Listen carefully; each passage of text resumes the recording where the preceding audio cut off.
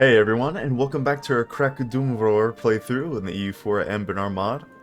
The last episode we were just sitting here going over our nation's past and why we were here and just chilling, and we're waiting for our remnant awakening to finally pop off. Get the little dwarven cogs moving, kind of like a little dwarf on a hamster wheel if you think about it. But amplify it by like, I don't know, how many people would even live here? The dwarven hold. I kind of wish these weren't as abstract as they are, because I really don't know what any of this means. Oh! Okay, seems like talking about random dumb stuff has led to us awakening. Here we are, it has taken much preparation, we are finally ready to step out into the world. No longer shall we hide behind our walls, now to see the fruits of our preparations. We'll be able to dig deeper than ever before. So now, well of course we get 10 prestige. Nothing to put your nose up to. And we do remove our stagnant remnant, which -3 is now gone for colonists. We get digging expert council, gives us money and settler increase, and lowers dev costs, so I probably should have saved our points. But I wanted the dev to get more money over time. And we also get another dig level. In here we go from 2 to 3, which is another 100% dev cost reduction. Doubles the goods produced modifier, doubles the taxes, basically makes it a ton better. And let's just accept it, and here we go. Now we can start colonizing, and I think... well, obviously we need to go for native repression, because you would think, hey, if there's so many natives, then why don't you just be nice to them? But we already get 50% uprising chance, so even if we take this, it's additive. So it'd be -50%, which, I know, it still helps. But they're still gonna revolt, so I might as well just take this instead. The only bad part is that our forces are lacking at the moment. Look how cheap it is to dev this up now. We can just go bonkers with it. I will be going bonkers. We still need to get the Renaissance, which we just did, which is gonna be super cheap. Get that. Maybe even take the next tech.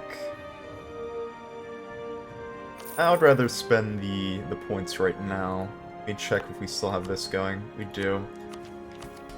Mages are still fine as well. So the only malice here is, of course, the dev being so high already. Just keep it going. Oh yeah, and of course we had to get it to 50. And now we can restore Krakdhûmvror. Since the Green Tide began, the supplies we have been able to trade for have declined even further until they stopped entirely. Our hold was never exactly on the rise, but its meager decline has been much worse over the past several decades. The hold of Krakdhûmvror has seen much better days, and this in turn makes us feel the same.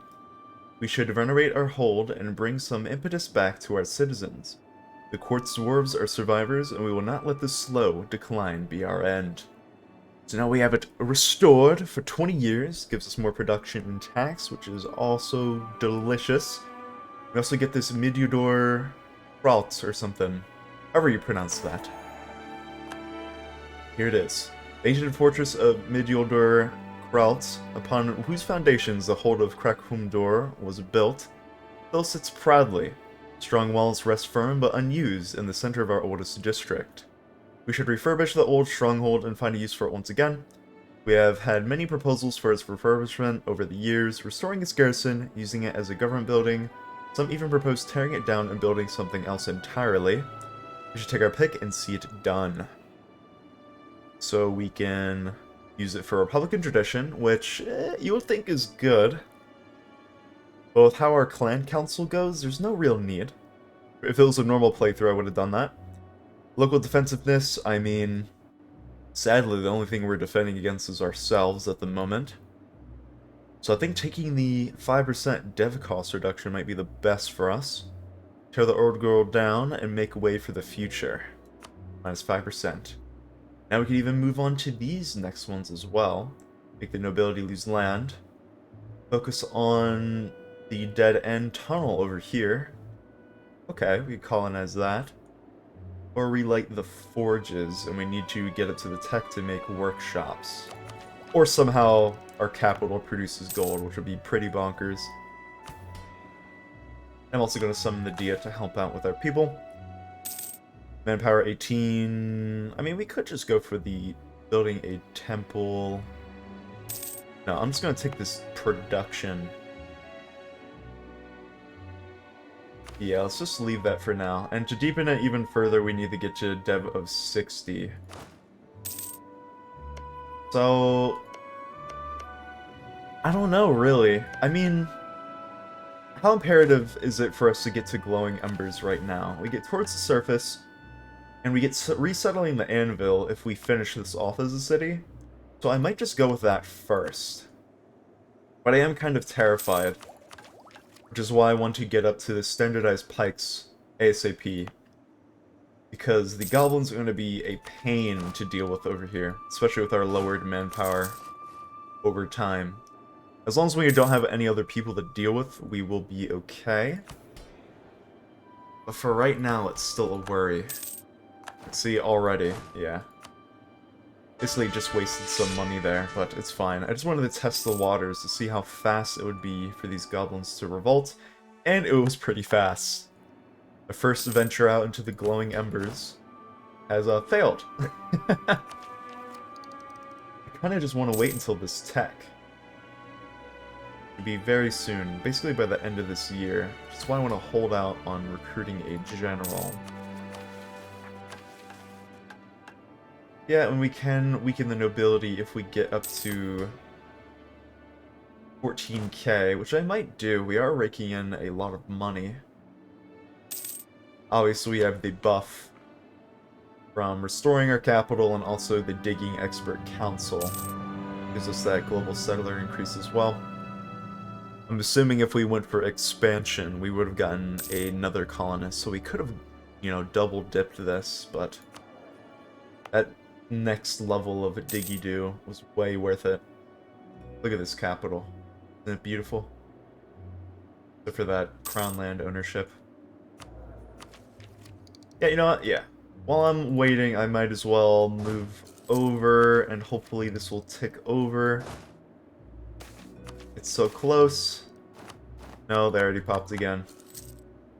Game of cat and mouse. I don't want to run in there and try and take that, because it will be pretty dumb, because I'll get a -2.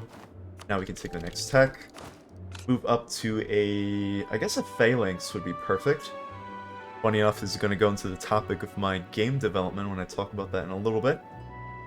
Interlocking shields and long pikes paired with the dwarven short stature ensures that the dwarven phalanx is unbreakable against most enemies. Poking in their knees and shins and stuff, I guess. And perfect enough, it seems that one of our dwarven brethren have gotten one of the holds, so we can now pick a new faith, worship faith teaching thingy. We can get Urus the Pioneer Spelunky Manual to get even more global settler increase too. Gonna be good because that basically kind of negates the malice for being a dwarf. So now we're up to 80, especially with a stacked 20 from here. And yeah, as per usual, as a dwarf, not much is going to go on, so I do want to talk about my whole game thing. Hopefully the phalanx stuff kind of ticked it off, but I was watching, I don't know if you guys know who it is, but there's someone named Historia Civilis who does these old Roman history and Greek history videos, which I kind of put in the background, like background noise. And I was listening to Philip II of Macedon's. It was like this weird thing where he went to the Oracle, because he was going up against Persia. And there's this ominous thing that the Oracle said, basically about, something about a bull and a crown, and that the sacrifice is like ready. And he thought that was basically a tip for him to finally beat the Persian king at the time. But then he was assassinated during an event where he was celebrating the Oracle's message. And I kind of wanted to make a sort of Greek horror game where you basically work up as like a good leader in a way, like underneath Philip, or I guess Alexander, if I'm doing it like a little bit later. Sorry, hold on, I'm trying to figure out what I should go here. I actually really don't have an idea. Maybe like quantity to help with our manpower situation. But anyways, I wanted it to be sort of like an RPG starting out. where you're building up your Greek character and trying to make yourself a sort of hero in the eyes of the people. And then sort of like how Philip and Alexander went up to the Oracle and basically wanted to know what their future was. You would go up to her, and based on how good you do, or I guess you could do terrible, you would still get an omen that kind of spells your doom in a way, and it sort of turns into like a horror focused game. I still don't know how the actual concept is gonna go. It's basically the gist of it. So basically you work yourself up, you talk to the Oracle to see if you're gonna be something even greater, and then it sort of turns into a horror-based thing where maybe your past comes to bite you, maybe some people you trusted before start to try and assassinate you because you're too grandeur for them or something, or I don't know. It's just something interesting. I didn't want to do something that's like... I kind of want to burn this. Get some money. I don't want to do something like FNAF, where it's just jump scare, scary, like, ooh, I want it to be like genuinely terrifying. Like you're fearing for your life, even though it's really not you. So... I don't know, just let me know down below what you think about that sort of thing. I know it kind of sounds a little goofy at the moment, because I really have no clue.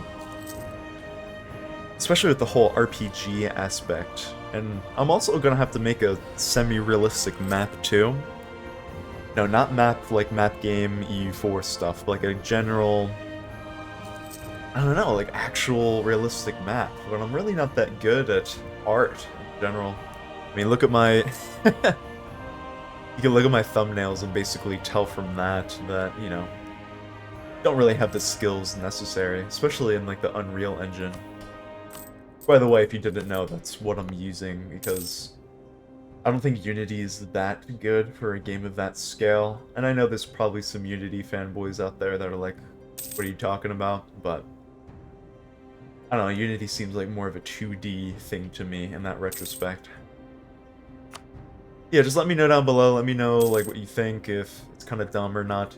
Before, my idea was like way too big for someone like me, if I'm gonna be a one-man team. Maybe I could get a friend on board with me. But my idea before was like a whole grand faction battle thing, sort of kind of like Bannerlord or Mountain Blade Warband, if you guys have ever played that. Oh cool, we got some copper. Sorry, I still gotta pay attention to the game while I'm talking.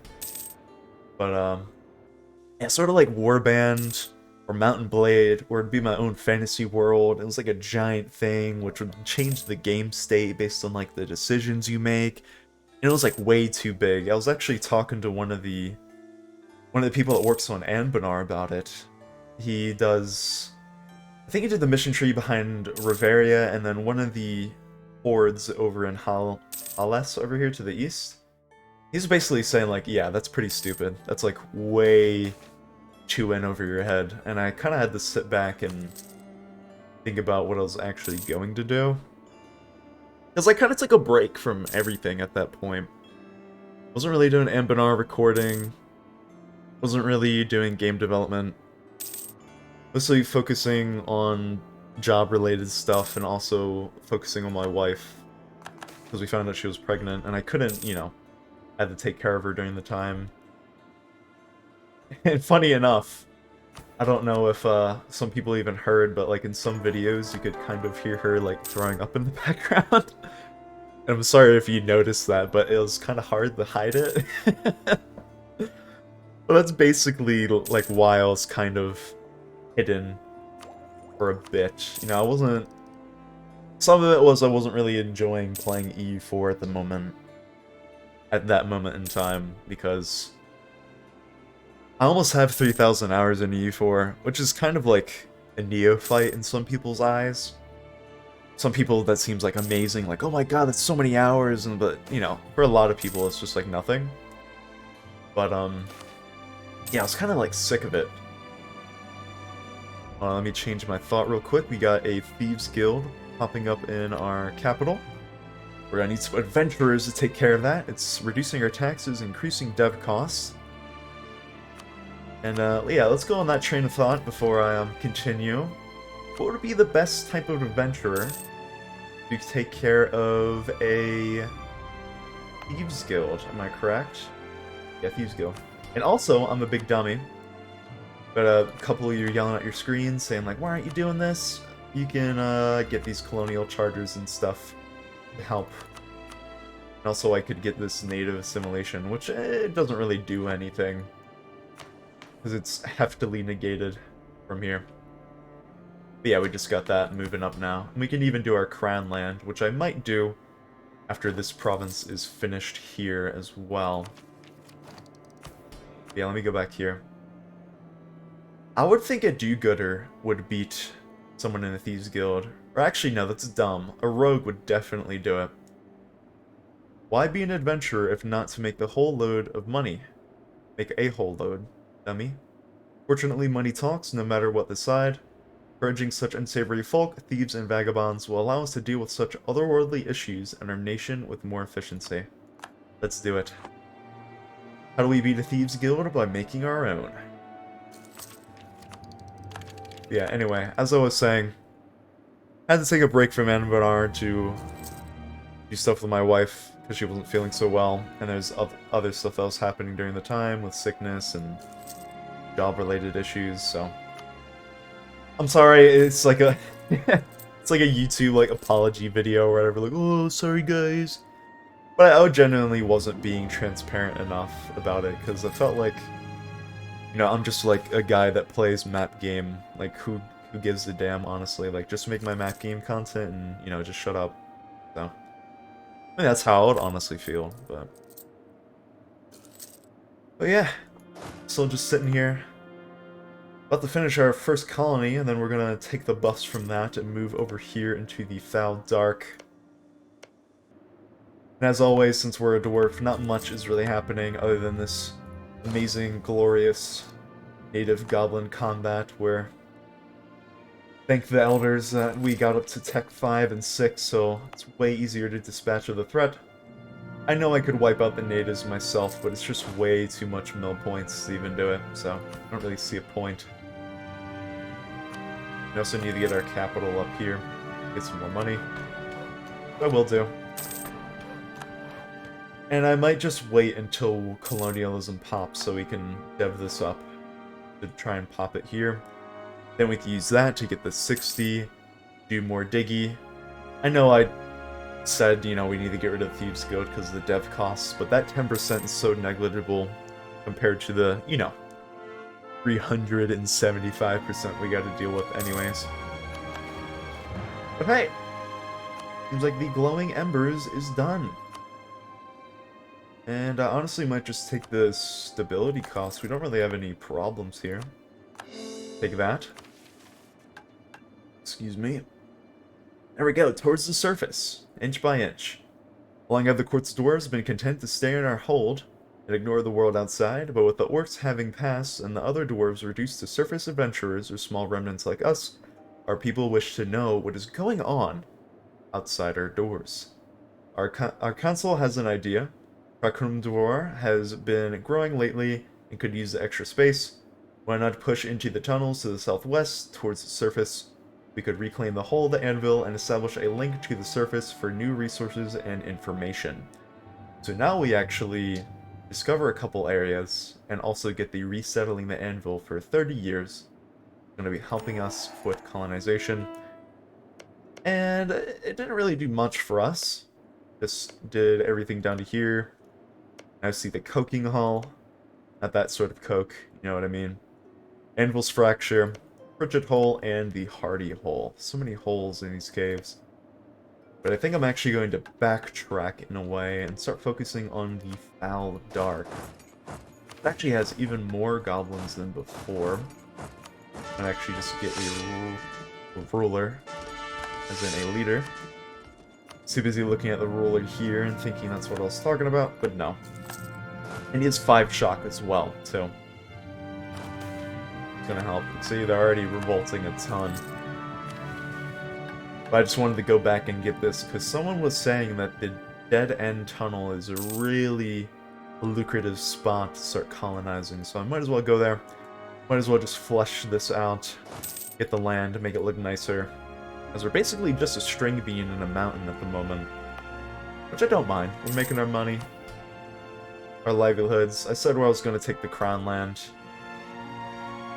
Yeah, we should do that and then wrap back. I know we're attacking, but it is our capital, so we'll get -2 on them. Could even sortie, but I don't really see a purpose. Or point, I mean. Hopefully I can get this monthly tick for goblin spawn. Cool. Move back. Wipe them out, and there we go. The Foul Dark is being subdued. And also summon a Diet, why not? You can fire somebody. Bronzebeard. Whatever. Cool. Plays with the Court Mage. There we go. And I think with that, I'm actually going to end this episode here. Thank you all for watching. Let me know what you think about the whole game thing, if it's kind of goofy or not. You're always welcome to say anything in my comments. I love your opinions, and hopefully you enjoyed this episode. Thank you all for watching, and I'll see you in the next episode.